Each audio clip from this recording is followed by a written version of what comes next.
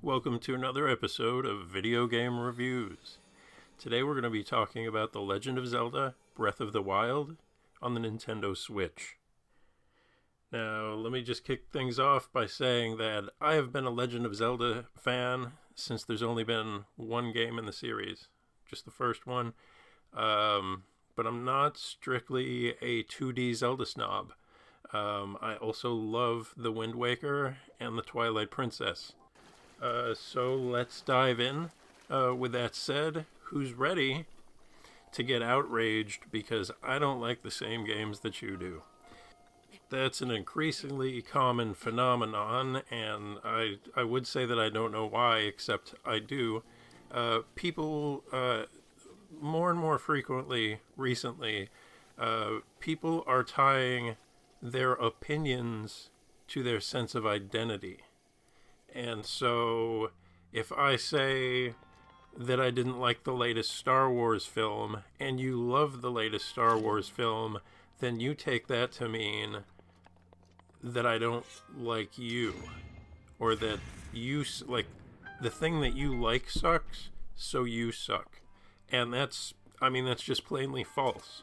You are separate from the things that you like. I understand that entertainment can be really important to people, and I've got those things too. You feel close to a good book or a good movie or a good game, but you are still separate and distinct from the things that you like. It's a little weird that I have to lay that out, but I kind of think it needs to be said and it needs to be heard.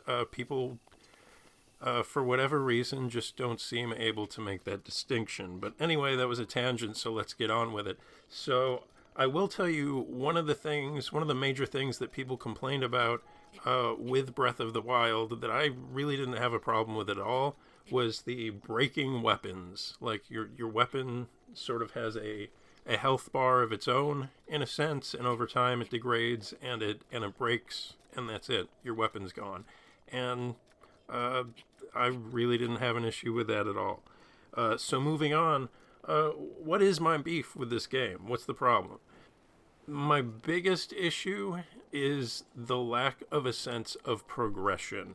Okay, so a lot of people compare Breath of the Wild to, and rightfully so, mind you, they compare it to a combination of, if you were to put The Legend of Zelda and an Elder Scrolls game together. And I can see that, I really can. But the major difference is, in Elder Scrolls, you've got all these stats that you are constantly working on leveling up.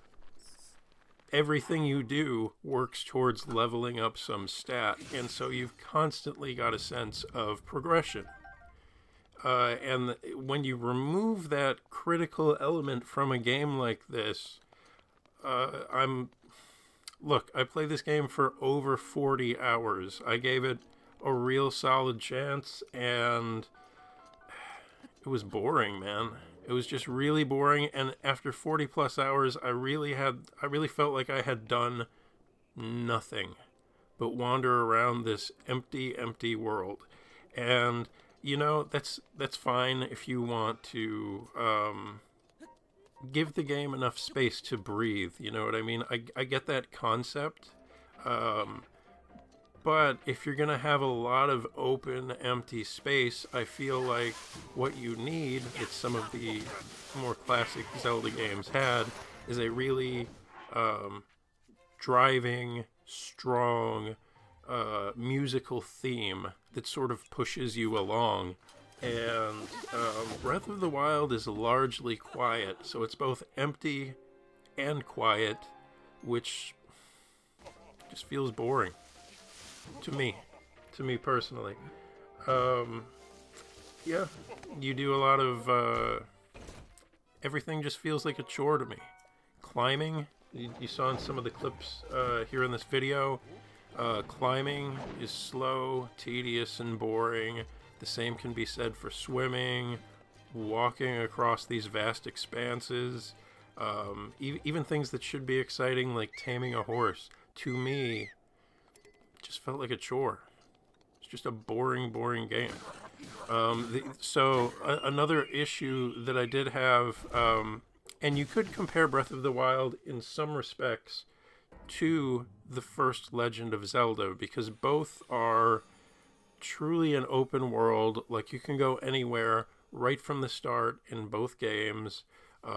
There's not a lot of direction in either one of those games.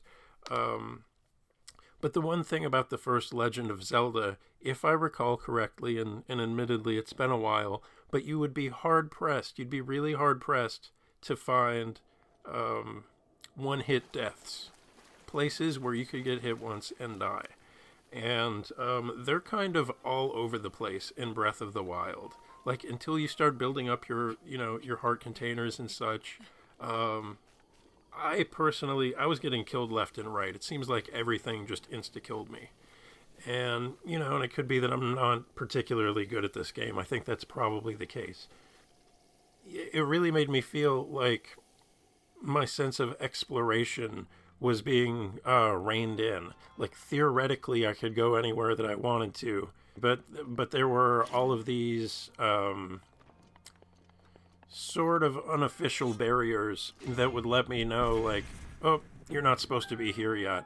Oh, you're not supposed to be here yet. Turn around, find someplace else to explore. And so I just sort of found those unofficial barriers to be frustrating, I guess. I also thought that the NPC characters in this game were less endearing than some of the other 3D Zelda titles like The Wind Waker or Twilight Princess, as I've mentioned. So to sum it up, I guess what I'm saying is different strokes for different folks. If you like Breath of the Wild, as many, many people do, good for you. But I guess what I'm saying is, if you're an old school Zelda fan like me, and you feel like you need to get around to playing Breath of the Wild at some point to see what all the fuss is about, you might actually not need to. It's possible that despite all the acclaim, it could not be for you. It wasn't for me. And so, basically, my opinion on this game is I want my 40 hours back, but that's not going to happen. So I guess I'm just hoping to save somebody else 40 hours. All right. Well, listen. Thanks for tuning in, and maybe I'll see you next time. Bye-bye.